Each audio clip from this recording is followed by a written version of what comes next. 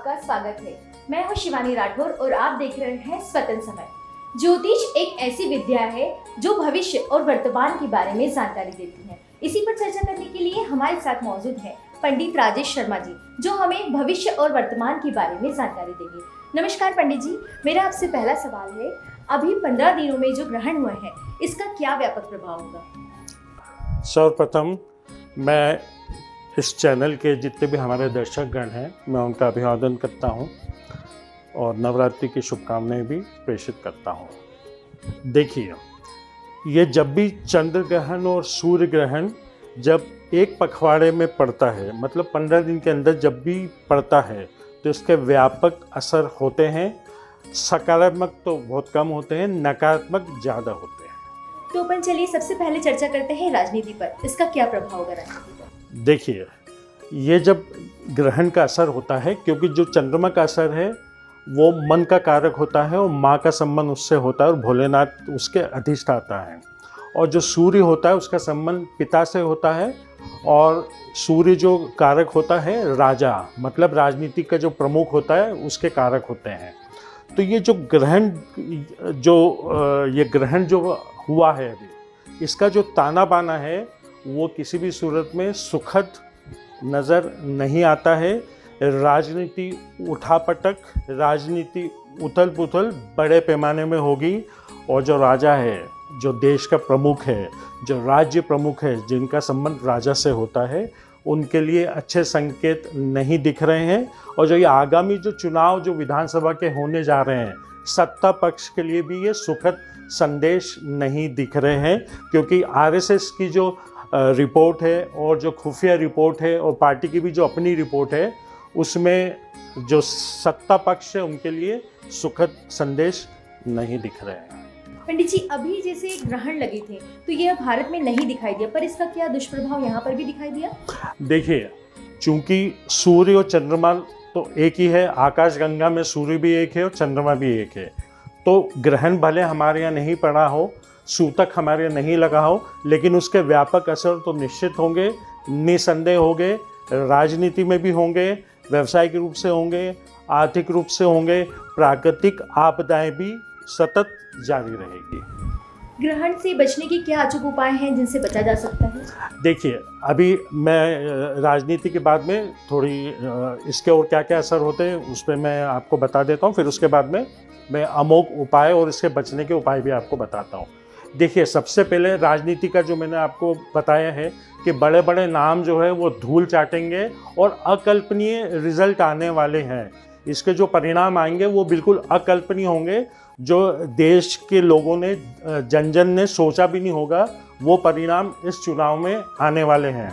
और चूंकि देश के जो सबसे बड़ी पार्टी है उसके जो प्रमुख हैं, जो अध्यक्ष है, वो भी बनने जा रहे हैं, उसको भी लेके बहुत उत्सुकता है, तो वो भी बदलने जा रहे हैं। बड़े बड़े नाम जैसे जो मंत्री हैं वो भी चुनाव हारने वाले और उनकी विदाई तय है। अब हम आते हैं व्यावसायिक रूप से।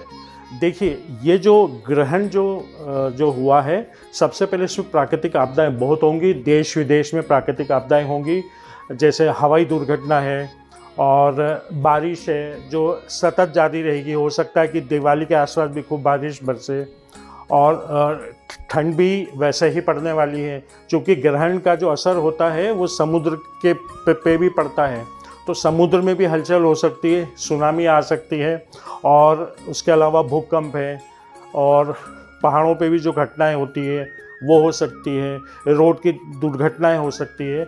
और मानसिक सबसे बड़ी बात, जो देश के लोगों में, देश ही नहीं विदेश के लोगों में एक मानसिक जो प्रताड़ना है, क्योंकि चंद्रमा मन के कारक है, मानसिक, तो बहुत लोग डिप्रेशन में आएंगे, अवसाद में आएंगे। जैसे उसका रीज़न महंगाई हो सकती है, उसका रीज़न जो अस्थिरता देश में हमारे बनी हुई है, बहुत कुछ अच्छा नहीं चल रहा है। महंगाई से तो आम जनता बहुत ज़्यादा त्रस्त है, बेरोजगारी है, उससे लोग बहुत त्रस्त है, तो इसमें और इजाफा होगा और नाराज़गी बढ़ेगी जनता की, क्योंकि सूर्य है तो राजा है, तो राजा के प्रति लोगों की नाराज़गी बढ़ेगी, क्योंकि जो वादे सत्ता पाने के लिए पार्टी ने किए थे वो वादों पे जो सत्ता दल है वो खरे नहीं उतरे हैं। तो इसीलिए आने वाले समय में जनता की नाराज़गी बहुत ज़्यादा बढ़ेगी। हो सकता है लोग सड़कों पर आकर आंदोलन करें और जगह जगह प्रदर्शन धरना ये सब भी हो सकता है। कुल मिलाकर जनता रोड पर आएगी, जनता की नाराज़गी बहुत ज़्यादा होगी, महंगाई भी बहुत ज़्यादा बढ़ेगी और सोना चांदी में अस्थिरता बहुत बनी रहेगी। अभी आप देखिए, मैंने पहले एपिसोड जो अन्य चैनल पे भी कहा था, क्योंकि जब ग्रहण होता है तो इसका असर निश्चित होता है, तो सोना चांदी के जो भाव है वो भी अस्थिर बने रहेंगे और बिल्कुल ऊंचाई छूने वाले हैं। हो सकता है कि दिवाली के आसपास 5,000 का जंप बोर्ड ले लें और आने वाले समय में सोना 80 को भी पार कर सकता है, क्योंकि जो सोना और जो चांदी है उसका संचालन यहाँ से नहीं होता है, उसका विदेश से होता है। तो ये जो महंगाई का दौर है, अभी त्योहारी सीज़न है, तो जो महंगाई का दौर है वो बढ़ता ही जाएगा, जनता बहुत नाराज़ होंगी और शेयर में भी उठापटक खूब होगी, शेयर भी धड़ाम से गिरेगा और बहुत सारे जो निवेशक लोग हैं उनको खासा नुकसान होने के संदेह नज़र आ रहा है। पंडित जी, मैंने आपसे सवाल किया था जैसे ग्रह बाहर तो दिखाई दिया, लेकिन यहाँ उसका क्या व्यापक असर देखने को मिला? देखिए, मैंने कहा ना कि क्योंकि सूर्य आकाशगंगा में सूर्य चंद्रमा एक है, तो हमारे यहाँ भले सूतक नहीं लगा हो लेकिन ग्रहण तो हुआ है, तो ग्रहण का व्यापक असर निश्चित रूप से होता ही है, क्योंकि जो सूर्य ग्रहण होना है, अमावस्या पे सूर्य ग्रहण होता है और तो उस दिन पितृ अमावस्या भी थी, तो उसका जो व्यापक असर होता है, जो वाइब्रेशन, जो एनर्जी होती है, जो स्पंदन होता है, वो ब्रह्मांड में जो स्पंदन होता है उसका असर पूरा शिवलिंग में समाहित हो जाता है। तो जो लोग शिवलिंग की आराधना करते हैं, जो भोलेनाथ की आराधना करते हैं, क्योंकि सूर्य चंद्रमा भोलेनाथ के नेत्र हैं, ये बहुत कम लोग जानते हैं, सूर्य चंद्रमा भोलेनाथ के नेत्र हैं। जो भोलेनाथ की आराधना करेंगे, नियमित रूप से जल चढ़ाएंगे, उनका अभिषेक करेंगे और मंदिर की साफ सफाई करेंगे और अपनी माता का ख्याल रखेंगे, क्योंकि माँ का संबंध चंद्रमा से है, माँ से अच्छे संबंध रखेंगे, माँ की सेवा करेंगे, तो निश्चित जो चंद्रमा के ग्रहण के जो नेगेटिव असर है उसमें छुटकारा मिलेगा। और शिव चालीसा नियमित रूप से पढ़ना चाहिए लोगों को। शिव चालीसा पढ़ने से चंद्रमा मजबूत होता है और चूँकि भोलेनाथ जो है पूरे ब्रह्मांड के अधिष्ठाता हैं, उनके आगे पीछे कोई भी नहीं, वो आदि और अनादि है और अनर्थ को अर्थ करने का और अनहोनी का होनी करने का, असंभव को संभव करने का सामर्थ्य और ताकत सिर्फ भोलेनाथ में है। इसलिए आप जितनी आराधना उनकी करेंगे लाभान्वित होंगे और उनकी विशेष कृपा प्राप्त होगी। और सूर्य के लिए सूर्य आराधना हर इंसान को करना चाहिए। सनातनी जितने भी लोग हैं उन्हें सूर्य की आराधना करना चाहिए, क्योंकि नाम, यश, कीर्ति, धन, वैभव और आरोग्यता ये सिर्फ सूर्य ही प्रदान करते हैं, सूर्य देते हैं। जितने भी राजनेता हैं वो सूर्य की आराधना करते हैं, तो उनका नाम, यश, कीर्ति, धन, वैभव रात दिन निरंतर बढ़ती जाएगी। तो सूर्य की आराधना करने से सूर्य के नेगेटिव प्रभाव से बचा जा सकता है। और मंदिर में जो भी ग्रह हमारे नेगेटिव हैं, या इन दोनों चंद्रमा सूर्य की महादशा जिसकी चल रही हो, या नेगेटिव हो या नीच के हों, उनको भोलेनाथ की सेवा करना चाहिए और चावल और गेहूं का दान करना चाहिए। यदि ये सब नियमित रूप से करते रहेंगे तो निस्संदेह मैं आपको आश्वस्त करता हूं कि ग्रहण के नकारात्मक असर आपके जीवन में बिल्कुल भी नहीं पड़ेंगे और इसका असर पॉजिटिव होगा, क्योंकि भोलेनाथ जो है वो, मैंने कहा कि वो पूरे ब्रह्मांड के स्वामी है। और ग्रहण का जो काल है, जो सूतक है, यदि हम गेहूं चावल मंदिर में या किसी योग्य ब्राह्मण को दान कर देते हैं तो इसके नकारात्मक असर से इससे भी छुटकारा पा सकते हैं और मुक्ति प्राप्त कर सकते हैं। पंडित जी, जैसे अभी शारदीय नवरात्रि चल रही है, इसमें ग्रहों की कैसी क्या दिशा चल रही है, क्या दुष्परिणाम सामने आ रहे हैं, किस राशि को लाभ मिल रहा है, किसको नुकसान पहुंच रहा है? देखिए, चूंकि माँ डोली में बैठकर आई है, पालके में बैठकर आई है, तो वो अच्छा संकेत नहीं है। जो ये ग्रहण का असर है वो बिल्कुल माँ, क्योंकि उस पर बैठकर ही आई है, तो जैसे मैंने कहा, व्यापार व्यवसाय की स्थिति बहुत अच्छी नहीं रहेगी। मार्केट में जो पैसे का अभाव रहेगा, शेयर मार्केट अप डाउन होता रहेगा, सोने चांदी का भाव अप डाउन होता रहेगा, प्राकृतिक आपदाएं होंगी, राजनीति की अस्थिरता चरम सीमा पे होगी।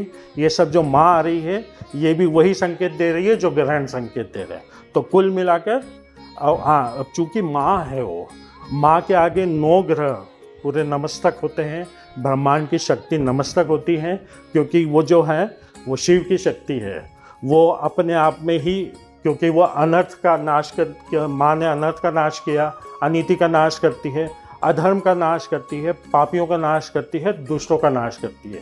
यदि विधिवत रूप से हम माँ की आराधना करेंगे, और मैं आपको एक बहुत सुंदर मंत्र देता हूँ, यदि आप नियमित रूप से इसका मन ही मन जप करते रहेंगे, अभी भी जितने भी दिन नवरात्रि के बचे हैं, यदि आप मनोभाव से यदि माँ का हवन करते हैं और माँ का मंत्रों का जप करते हैं, तो यकीनन माँ की कृपा मिलेगी और नवग्रहों की भी कृपा प्राप्त होगी, और जो नकारात्मक ऊर्जा ग्रहों की है वो भी, उसका खात्मा हो जाएगा।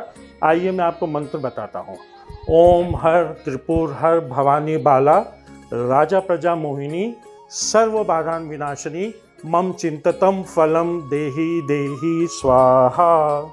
ये मंत्र रात दिन मन ही मन जप करते रहिए, और जिस दिन ये 1.25 लाख मंत्र होंगे, यदि आपकी भक्ति में ताकत है, पवित्रता है, मनोभाव है, तो माँ आपको दर्शन भी दे सकती है, और यकीनन माँ आपको चमत्कार भी दिखाएगी। माँ मनोभाव देखती है, उसे प्रसाद से कोई मतलब नहीं, आपकी भक्ति कितनी पवित्र है और कितनी समर्पित है, माँ वो देखती है। ये करिए, और नवकांड मंत्र है उससे हवन करिए, जो नवकांड मंत्र है, तो निश्चित माँ की कृपा भी मिलेगी, और हमारा जीवन जो है उसका कल्याण हो जाएगा, उद्धार हो जाएगा और बेड़ा पार हो जाएगा। हाँ पंडित जी, नवरात्रि के बाद अभी दशहरा आने वाला है, इसको लेकर आपका क्या कहना है?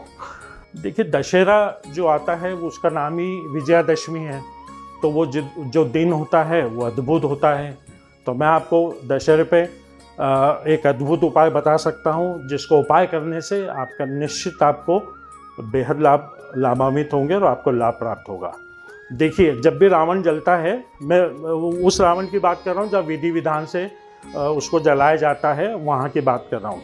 जब भी रावण जल जाता है तो राख ठंडी हो जाती है, तो वहाँ पे इत्र की शीशी एक लीजिए, गुलाब चंदन जो भी आपको मिल जाए, इत्र डाल दीजिए और वो लकड़ी ले आइए, और उसको लाल कपड़े में बांध के आप धन रखने के स्थान पर रखिए।